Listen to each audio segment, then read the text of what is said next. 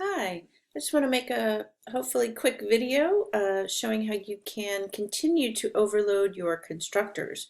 So we're using the date class from the previous video where we had a no-arg constructor and an overloaded um, 3-arg constructor. So overloading just means that we have more than one to choose from to use. And so right now we've got again the no arg and the 3-arg, and we can see in our tester here that we have one object that was made with one constructor, and we have a different D2 object that was made with the 3-arg constructor. So in order to add more constructors, to overload more, let me start this here. What we might do is, if you notice in this first one, these are all default values. And so in the second one, we use the parameters to set the values for the instance variables. So, and we could also make some 1-arg and 2-arg constructors that do a mix of those two. So they have some default values, and then they also use parameter values. So I'm actually going to copy this one, and let's do a 2-arg. And so what if we decided this date class was just going to be used for this year? That we were going to be using this date class this year, and that we were going to be making a lot of dates, and so we didn't want to keep typing in 2021 when we create these objects. So we can add a 2-arg constructor, and so when we are over here and we create objects, another date object, we now have the option to leave the date off, calling that 2-arg constructor with 2 integers. And so now when I print out D3, I'm still going to have a 2021 date for this. And in fact, let's change the date. Let's February 1st. I'm still going to have 2021 even though I didn't explicitly pass it to the constructor, and that's because we used that default value here. So I could also do a 1-arg constructor, and that might be about it, and I'll show you why. So maybe I have one where I know I want to create a bunch of objects, and I'm gonna have the year here, and so I'm going to use the year parameter to set the year, and I'm going to go with January 1st, like this.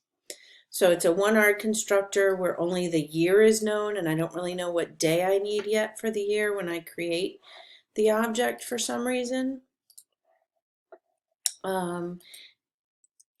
And I think that's one of the hard things to understand here is remember this template. And what year should we do? 2030, the year 2030. How about that?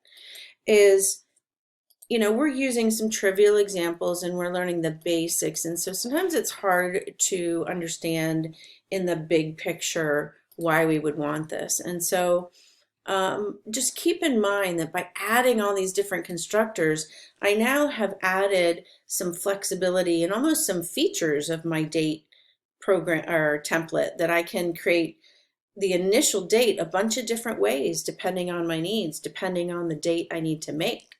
So I have a lot of different options here. And then of course I can use the setters and getters later to even make more changes to that object, but this is giving me a lot of flexibility in how I initially create the object. Let's fix that to 1-arg.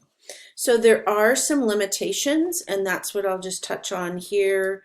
So if you're understanding this, soak that in. This should help you with the task you need to do, the next task. But keep in mind that there are some limitations, and this was actually touched upon in Unit 2.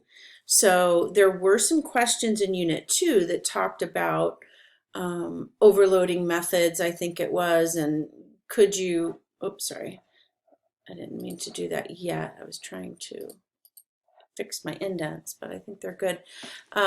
They had some questions about could this be a method header in this class, or could you overload the constructor this way? And so you'll notice when I just did this, so what if I knew I needed a date in January? So I want this one, oh, sorry, I misspoke. What if I didn't know, yeah, what if I knew I wanted January, but I didn't know which day I wanted? So I wanted to use the parameter to set my day's object, and I knew it was the year 2021. Okay, so let's say we have this scenario. I have this scenario where I want to make some objects where I know the year, but I know nothing else. And I want to make some objects where I know the day for some reason and nothing else. Well, these two constructors are in conflict. So we can't get carried away with these constructors. And so what is the conflict? Well, how would Java know when I pass one integer, whether it's the year or the day? And so Java doesn't really care what this number represents. Java cares that this is an int. And so Java is going to look for a one-armed constructor that receives one int. So I can only have one-armed constructor that receives one int. And right now I've got two. So I would have to decide which one of these I want to use, and I would have to think of another way to handle this situation, and it's not going to be with the constructor. So there are some limitations. Java looks at the type, and you'll notice this one has 3 ints, this one has 2 ints, this one has 1 int.